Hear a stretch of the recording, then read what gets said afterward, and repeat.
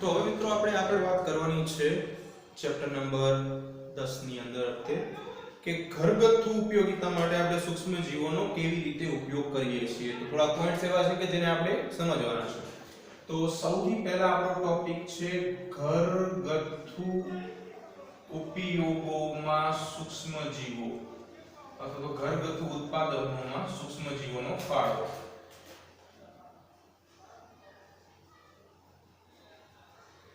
તો એવા કયા ઘરગથ્થુ ઉત્પાદનો છે જેમાં સૂક્ષ્મજીવો ઉપયોગી છે? તો સૌથી પહેલા આપણે વાત કરીશું દહીંની બનાવટમાં. દહીંની બનાવટમાં. તો ચાલો હવે આપણે દહીં કેવી રીતે બનાવીએ છીએ ઘરે? તો કે દૂધમાંથી આપણે દહીં બનાવીએ છીએ, રાઈટ? ઓકે. તો આપણે દૂધમાંથી શું બનાવીએ છીએ? દહીં બનાવીએ છીએ. તો ઇન શોર્ટ આપણું જે મેઇન પ્રક્રિયક છે, મુખ્ય ઘટક છે, આપણું જે રો મટીરીયલ જેને કહી શકાય એ દૂધ છે. તો દૂધ જે છે એમાં મુખ્ય બે ઘટકો છે, બે કન્ટેન છે. તો કયા બે કન્ટેન છે? તો એની અંદર એક કન્ટેન જે છે એ એક શર્કરા છે અને જ્યારે બીજું કન્ટેન જે છે એ એક પ્રોટીન છે. તો દૂધની અંદર લેક્ટોઝ શર્કરા છે, લેક્ટોઝ, અને કેસીન પ્રોટીન છે. હવે શું થાય છે પ્રક્રિયાની વાત કરીએ તો કે આપણે દૂધમાંથી દહીં બનાવવા માટે શું ઉમેરીએ છીએ? તો કે કોઈ મેળવણ, આપણી ભાષામાં કહીએ એટલે કે છાશ ઉમેરીએ છીએ. છાશ જે છે એની અંદર ચોક્કસ માત્રામાં બેક્ટેરિયા આવેલા હોય છે જેને લેક્ટોબેસિલસ એસિડોફિલસ બેક્ટેરિયા કહેવાય. લેક્ટોબેસિલસ એસિડોફિલસ બેક્ટેરિયા તરીકે ઓળખવામાં આવે છે, અથવા તો એને બીજા શબ્દોમાં LAB એટલે કે શોર્ટ ફોર્મ નું ફૂલ ફોર્મ શું થશે? તો કે lactic acid bacteria. Lactic acid bacteria તરીકે આપણે ઓળખીએ છીએ. જો હવે આ બેક્ટેરિયા શું કરશે એની વાત કરીએ તો કે સૌથી પહેલા જે લેક્ટોઝ શર્કરા છે એની સાથે આથવણની ક્રિયા કરશે અને અહીંયા ઓક્સિજનની ગેરહાજરીમાં પ્રક્રિયા થાય એટલે આને કહેવાય અજારક શ્વસન, અને એની નિપજ તરીકે તમને મળશે લેક્ટિક એસિડ. તો જે લેક્ટિક એસિડ તમને નિપજ તરીકે મળે છે, આ લેક્ટિક એસિડ જે છે એ એસિડિક ઘટક છે, અને એસિડિક ઘટક હોય તો એની જે pH છે એ 7 થી શું હોય? ઓછી હોય. બરાબર છે? એટલે માધ્યમ જે છે એ કેવું બની જશે? તો કે માધ્યમ જે છે એ અમ્લીય એટલે કે એસિડિક બનશે. વધારે પડતું જો માધ્યમ એસિડિક બની જાય તો દહીં ખાટું લાગે આપણે. That's a reason. બરાબર છે? સેકન્ડ વન શું છે?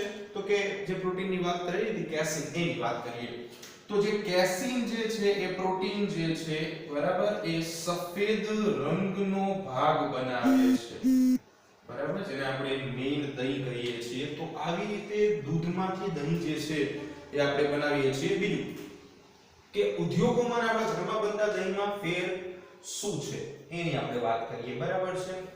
તો ઉદ્યોગોમાં જે દહીં બને છે ઇન્ડસ્ટ્રીમાં એ 40 ડિગ્રી સેન્ટીગ્રેડ તાપમાને બનાવવામાં આવે છે.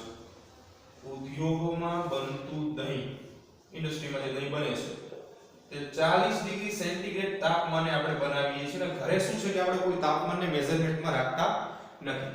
ઓકે. બીજું કે જે કેસીન જે છે એનું રૂપાંતરણ થાય છે, એમાં એક આપણે સમીકરણ દ્વારા હું તમને થોડું સમજાવું છું કે જે શરૂઆતમાં દૂધમાં કેસીન હતું એ કેસીન દ્રાવ્ય સ્વરૂપે હતું એટલે કે સોલ્યુબલ કન્ડિશન. પણ હવે એનું રૂપાંતરણ શું થઈ જાય છે? તો કે કેસીનનું રૂપાંતરણ અદ્રાવ્ય કેસીનમાં થશે એટલે કે ઇનસોલ્યુબલ કેસીન, જે ઉપરની બાજુ તરતું રહે છે, જેને આપણે ખોરાકમાં ઉપયોગમાં લઈએ છીએ. ઓકે. તો મિત્રો જે હવે આપણે LAB ની વાત કરી હતી, તો હવે LAB બેક્ટેરિયાથી શું આપણને ફાયદો થશે એની વાત કરી દઈએ આપણે. તો એક આવો બીજો નાનો એવો પોઈન્ટ બને કે LAB ના ફાયદાઓ. તો એલએબી બેક્ટેરિયા જે છે એના ફાયદા શું છે? તો સૌથી પહેલા એ વિટામિન B12 જે છે એનું સંશ્લેષણ કરે છે માનવમાં. વિટામિન B12 સાયનોકોબાલેમાઇન નું નામ છે સાયનોકોબાલેમાઇન. એનું શું કરે છે? સંશ્લેષણ કરે છે. સાથે સાથે બીજું શું કામ કરે છે? તો કે પાચનની ક્રિયામાં ઉપયોગી છે. પાચનની ક્રિયામાં ઉપયોગી છે. એટલા માટે તમને યાદ હોય તો આપણે એવું કહીએ છીએ કે જેટલી છાશ પીવો ખાધા પછી તો પાચનની ક્રિયા જે છે એ શું થઈ જશે? ઝડપી થઈ જશે. બરાબર. થર્ડ પોઈન્ટ ઉપર વાત કરીએ આપણે તો શું છે કે અહીંયા બેક્ટેરિયા જે છે જે એસિડિક દ્રવ્યોનો સ્ત્રાવ કરે છે એટલા માટે સૂક્ષ્મ જીવો જે છે એનો નાશ થઈ જશે. સૂક્ષ્મ જીવોનો શું થઈ જાય છે? નાશ થઈ જાય છે. તો આ જે છે એ એલએબી બેક્ટેરિયાના ફાયદાઓ છે. હવે આપણે બીજા થોડા પ્રોડક્શન વિશે વાત કરીએ કે જે ઘરગથ્થુ ઉપયોગમાં આપણે લઈએ છીએ. તો એમાં બીજા નંબર ઉપર આપણે વાત કરી. પહેલા નંબર ઉપર આપણે દહીંની વાત કરેલી હતી. તો બીજા નંબર ઉપર જે આપણે વાત કરવાની છે એના વિશે જોઈએ. તો જે બીજું જે વાત આપણે કરવાની છે એ છે ઢોસા અને ઇડલીનું ખીરું બનાવવું.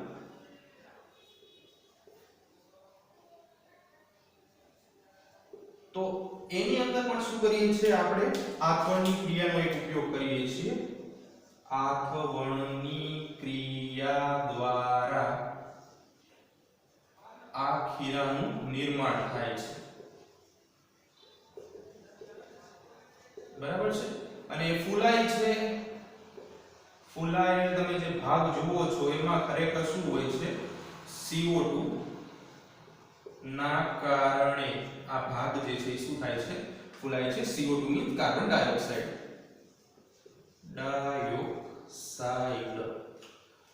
આવું ત્રીજી જે વાત છે એ છે ટોડી પીણા વિશે. ટોડીનું પીણું. તો જો આ ટોડીનું પીણું જે છે એ દક્ષિણ ભારતમાં વધારે પીવાતું પીણું છે. દક્ષિણ ભારત. બરાબર. સાઉથ ઇન્ડિયાની વાત છે આપણે. તો ટોડીનું પીણું જે છે એ ખાસ કરીને એક વનસ્પતિ છે પામ. તમે કદાચ નામ સાંભળ્યું હોય તાડફળી. બરાબર. આ પામના રસમાં આથવણની ક્રિયા દ્વારા આ પીણું મેળવવામાં આવે છે. ઓકે. તો આ પીણું જે છે એ આપણે શું કરીએ છીએ? પામના રસમાં આથવણની ક્રિયા. મિત્રો આથવણની ક્રિયા જે છે એ આપણે ભણી ગયા છીએ 11 સાયન્સની અંદર.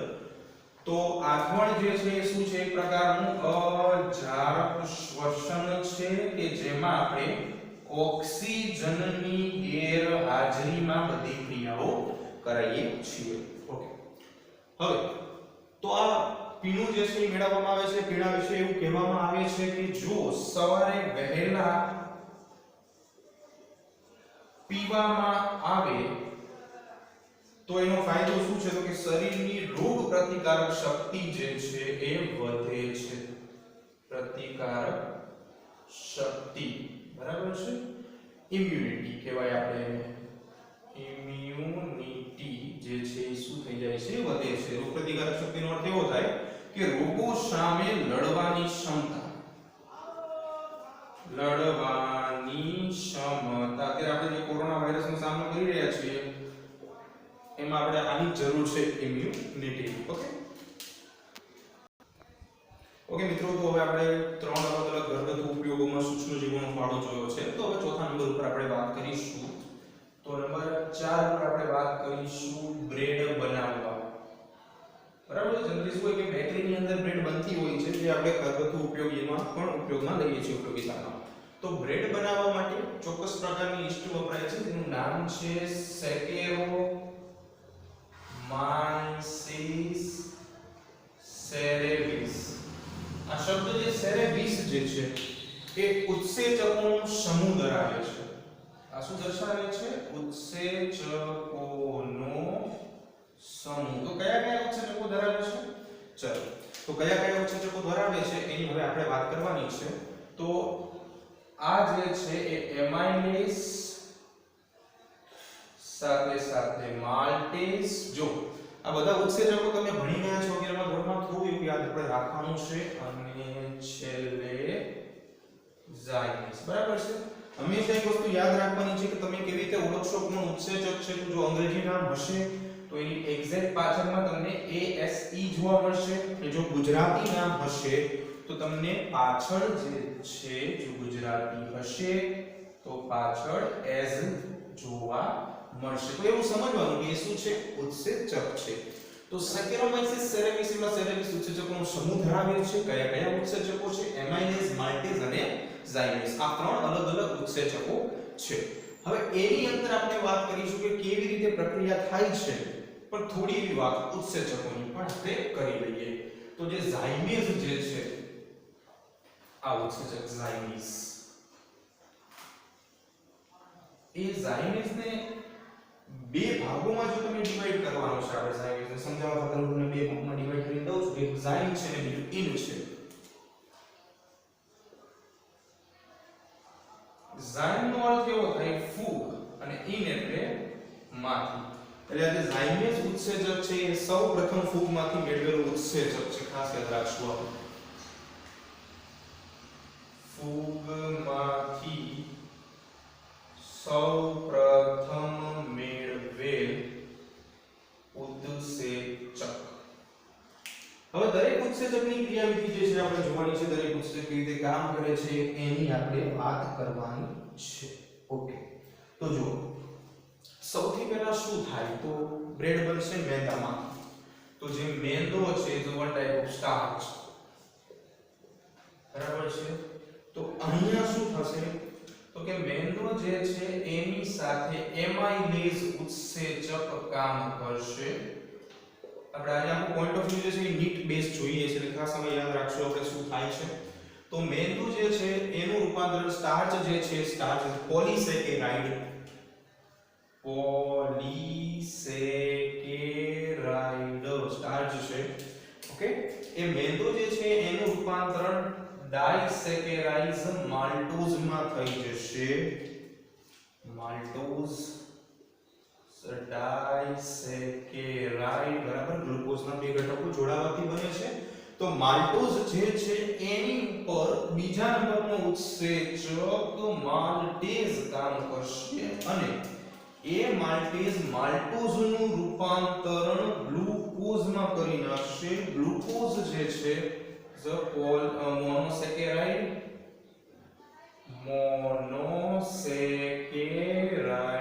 ખાસ ધ્યાન આપજો મિત્રો, અહીંયા એવું થશે કે નજર હટી और દુર્ઘટના ઘટી. બરાબર, એટલે અહીંયા જોતા રહેજો ખાસ. માલ્ટોઝ જે છે C12H22O11 બે ગ્લુકોઝના અણુઓ C6H12O6 C6H12O6 બંને ભેગા થવાથી બનશે ને એક પાણીનું રિમૂવ થઈ જશે.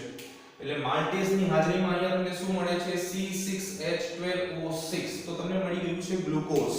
તો ગ્લુકોઝ જે છે એ અહીંયા અજારક શ્વસનની ક્રિયા દર્શાવશે. બરાબર, અને આપણી ફૂગ જે છે ઈસ્ટનો પ્રકાર, શું નામ આપ્યું હતું આપણે, સેકેરોમાઇસિસ સેરેવિસ, એમાં થશે. એટલે ઈસ્ટ દ્વારા જે શ્વસન થશે, અજારક શ્વસન, એટલે ઈ શ્વસન થશે એને આપણે ઓળખીએ છીએ આલ્કોહોલિક શ્વસન. એટલે અહીંયા શું થશે, તો કે આલ્કોહોલિક શ્વસનની અંદર તમને ખાસ કરીને શું જોવા મળશે, તો કે આલ્કોહોલનું સર્જન જોવા મળશે. હવે આ આલ્કોહોલ જે છે એ વોલેટાઇલ સબસ્ટન્સ કહેવાય. એટલે કે તમે એને જો ટેમ્પરેચર આપો, ગરમી આપો તો આ શું થઈ જાય, ઉડી જાય. અને જે શર્કરા જમા થઈ છે એ તળિયે રહેશે. શર્કરા ઉડી જતી નથી, શર્કરા એમ જ રહે છે. એટલા માટે તમે બ્રેડને જેટલી વધારે ચાવો એટલે તમને બ્રેડ સ્વાદે કેવી લાગશે, ગળી લાગે. અને આલ્કોહોલ જે છે શું થઈ જાય છે, ઉડી જાય છે. જો આલ્કોહોલ અંદર પડ્યો રહેતો તો આપણે બ્રેડ ખાઈએ ને તો પણ આપણે શું થાય, નશો ચડે, પણ એવું થતું નથી. ઓકે, તો આ હતું બ્રેડ બનાવવામાં સૂક્ષ્મજીવોનો ફાળો. તો મિત્રો ચાર અલગ અલગ ઘરગથ્થુ ઉપયોગિતામાં આપણે સૂક્ષ્મજીવો જોયા. બધા લાસ્ટ જોવાનું છે. અને લાસ્ટ છે ચીઝ બનાવવામાં.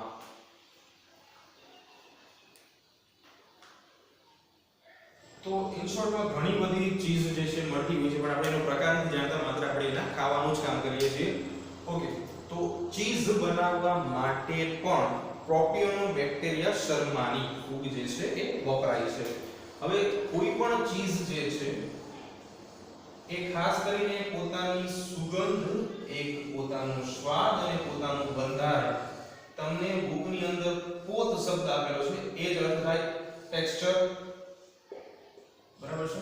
ઓકે, તો હવે ખાલી આમાં આપણે યાદ જ રાખવાના છે અમુક મુદ્દાઓ.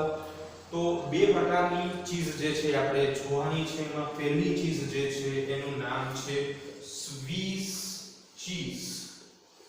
તો જે સ્વિસ ચીઝ છે એના માટે જવાબદાર સૂક્ષ્મજીવનું નામ છે પ્રોપિયોનિબેક્ટેરિયમ શર્માની. બરાબર છે? પ્રોપિયોનિબેક્ટેરિયમ શર્માની. બીજું કે ચીઝની બનાવટની અંદર તમને છિદ્રો જોવા મળશે. વ્યવસ્થિત જુઓ ને તો છિદ્રો જોવા મળશે. અને જો ન જોયું તો બાળપણમાં ટોમ એન્ડ જેરી કાર્ટૂન તો જોયું જશે. એમાં જેરી જે લઈને ભાગતો ને ચીઝના કટકા લે, બરાબર? એટલે છિદ્રો જે છે, તો પ્રશ્ન એવો થાય આ છિદ્ર કેમ જોવા મળે? તો ચીઝની અંદર જે છિદ્ર જોવા મળે છે એ બીકોઝ ઓફ CO2 ગેસ, કાર્બન ડાયોક્સાઇડને કારણે જોવા મળતા છિદ્ર છે.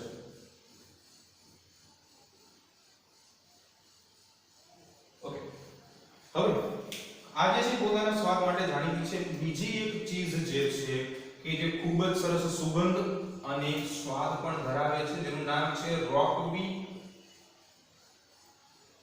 Ford cheese. તો એના માટે જવાબદાર શું છે? તો વાત કરીએ આપણે રોકવી ફોર્ડ ચીઝની, તો રોકવી ફોર્ડ ચીઝ માટે જવાબદાર છે પેનિસિલિયમ રોકવીફોર્ડ. પેનિસિલિયમ રોકવીફોર્ડ. બરાબર છે? તો આ રીતે આપણે ઘરગથ્થુ ઉપયોગોમાં કેવી રીતે સૂક્ષ્મજીવ ઉપયોગી છે એની વાત સમજીએ.